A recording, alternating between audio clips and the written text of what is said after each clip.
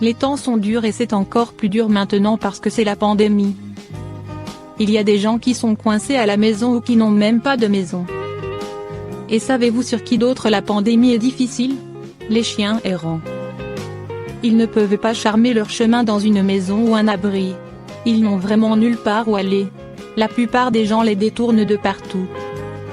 Mais il y a un magasin de meubles en particulier en Turquie qui a choisi d'aider ses chiens, surtout pendant la nuit.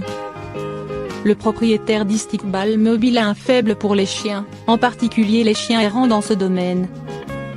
Le DRSM Baïkal, la personne qui a pris les photos, l'a toujours remarqué chaque fois qu'il passait. Le propriétaire du magasin laisse toujours un matelas à plat sur le sol devant le magasin pour les chiens. Le propriétaire de ce magasin met l'un des lits, avec une couverture en plastique dessus, devant le magasin, a déclaré le DR Baïkal au dodo. Ce lit est peut-être celui qu'ils vendent ce jour-là ou celui de l'arrivée, à Istanbul. Avec une population de 14 millions d'habitants, la question est divisée concernant les 150 000 chiens et chats errants qui errent dans la ville. La plupart des habitants leur fournissent en permanence de la nourriture et de l'eau. Et il y a des bénévoles qui font tout leur possible pour s'assurer d'être nourris quotidiennement. Mais il y a encore des résidents qui se plaignent régulièrement des errants. Les plaintes incluent leur inquiétude concernant la saleté, la maladie et surtout le comportement agressif de certains animaux errants. Le gouvernement a répondu à ces plaintes en rédigeant une loi pour détourner les personnes errantes vers la périphérie du nord de la Turquie. Mais les travailleurs des droits des animaux avaient leurs inquiétudes. Ces animaux de l'habitat naturel n'est pas cette région, Ahmet Sampola, un avocat basé à Istanbul qui dirige la Fédération des droits des animaux de Turquie, EYTAP. Je les appelle des animaux sociaux. Ils vivaient dans nos propres rues, a expliqué. Le terme « animaux sociaux » signifie que, par exemple, ces animaux savent s'arrêter au feu rouge et aller au feu vert. Et même les volontaires qui nourrissent les chiens errants ne pensent pas non plus que ce soit une bonne idée.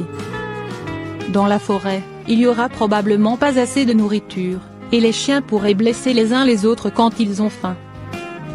Semrat Osimhen, le chef des volontaires, a exprimé son inquiétude. La loi a finalement été annulée à cause de l'opposition. Mais Sampola est toujours inquiet car il pourrait être réintroduit et passé cette fois. Il ne s'attaque pas à la cause profonde du problème, la contrebande d'animaux et les animaleries illégales. Les passeurs d'animaux ne font face qu'à une amende de quelques centaines d'euros au pire. Ils continuent d'apporter des chiots de race pure et de les vendre aux animaleries. Les gens achètent souvent les chiots dans les animaleries et les abandonnent lorsqu'ils deviennent trop difficiles à manipuler, a déclaré Sampola. De retour à Istanbul, le DR Baïkal voit toujours la même paire de chiens dormir sur le matelas. Il a découvert plus tard que ces deux-là étaient des meilleurs amis inséparables.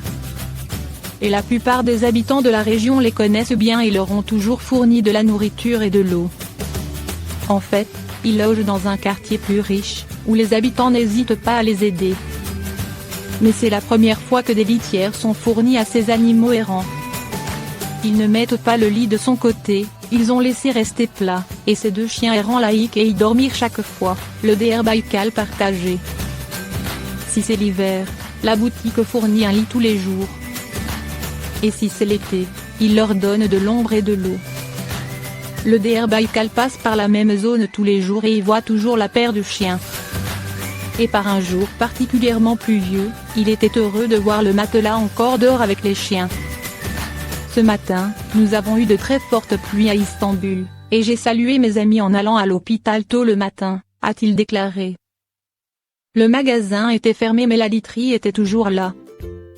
Le paresseux dormait encore, mais son ami était réveillé et m'a accompagné au passage pour piétons pour ma sécurité.